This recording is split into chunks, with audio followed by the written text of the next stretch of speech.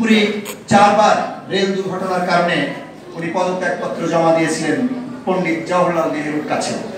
সেটি অনেকখানি ব্যর্থতার কারণেও বলা যায়। অনেক প্রাণহানি ঘটেছিল, কিন্তু বঙ্গবন্ধু স্বাভাবিক পরিস্থিতিতে ঠান্ডা মাথায় মন্ত্রিত্ব থাকাকালে তিনি সংগঠন গড়ে তোলার সদিচ্ছায় অভিপ্রায়ে মন্ত্রিত্ব ত্যাগ করলেন। এরপর আইয়ুব শাহী জালিমের বিরুদ্ধে তিনি দুর্বার আন্দোলন গড়ে তুললেন।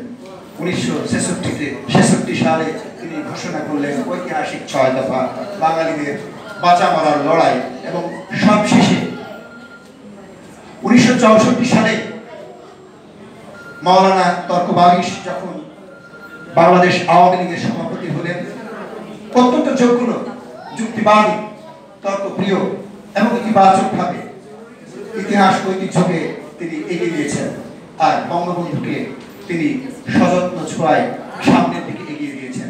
এবং যে কারণে তার পরপরই বঙ্গবন্ধু হলেন বাংলাদেশ আওয়ামী লীগ এই ঐতিহাসিক সংগঠনটির সভাপতি, এবং 6 দফাকে তিনি দেশের প্রতিটি প্রান্তরে ছড়িয়ে দিলেন, সব স্তরের জনগণের কাছে গ্রহণযোগ্য করে তুললেন।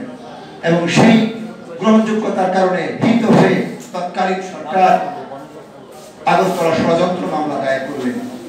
সেখানে প্রথমে বঙ্গবন্ধুকে আসামি করা হয়নি। অনেক তদন্ত করে দেখা গেল যে প্রথমে আসামি ছিলেন মোয়াজ্জেম হোসেন, লেফটেন্যান্ট কমান্ডার। পরবর্তীতে পাকিস্তান সরকার তদন্ত করে দেখলেন যে এর লেফটেন্যান্ট কমান্ডারের কর্ম নয়, সমগ্র জাতিকে গড়ে তোলার কর্ম একমাত্র বঙ্গবন্ধুর পক্ষে, ইতিহাসের বরপুত্রের পক্ষেই সম্ভব। বঙ্গবন্ধুকে আসামি করা হলো, আর দুর্বার আন্দোলনের মধ্য দিয়ে ছাত্র জনতার 11 দফার ভিত্তিতে এবং 6 দফার ভিত্তিতে বঙ্গবন্ধুকে মুক্ত করলেন।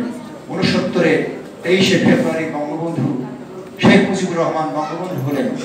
হলো 70 সালের নির্বাচন, আওয়ামী লীগের ভূমিধস বিজয়, নিরঙ্কুশ বিজয়, এবং এই বিজয়ের সূত্র ধরেই বাংলাদেশ এগিয়ে গেল মহান মুক্তিযুদ্ধের দিকে। 7 মার্চে বঙ্গবন্ধু 18 মিনিটেরও বেশি, প্রায় 19 মিনিটের এক মহাকাব্যিক ভাষণ দিলেন।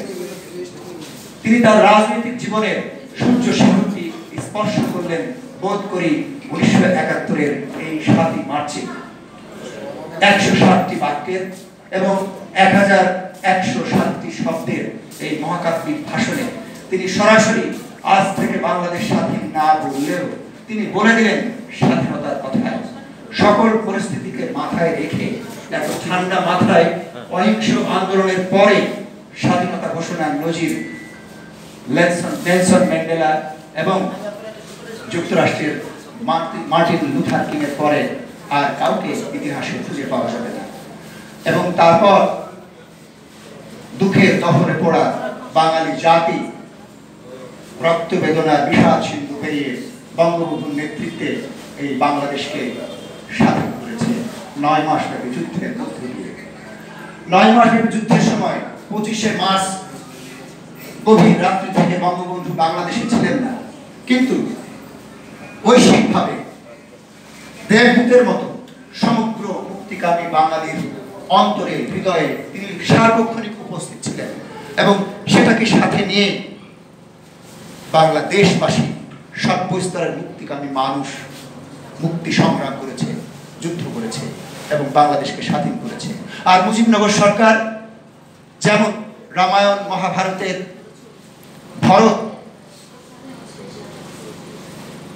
রামকৃষ্ণ বনবাসে যাবার পর তার বড় ভাইয়ের পাদুকা সিংহাসনে রেখে রাজকার্য পরিচালনা করেছিলেন, তাজউদ্দিন আহমদ, কামরুজ্জামান, মনসুর আলী সহ কেন্দ্রীয় নেতারা বঙ্গবন্ধুকে সর্বক্ষণ ধ্যান জ্ঞান করে সেই রামের পাদুকার মতো, ভরতের পাদুকার মতো রেখে মুক্তিযুদ্ধ পরিচালনা করেছেন। এবং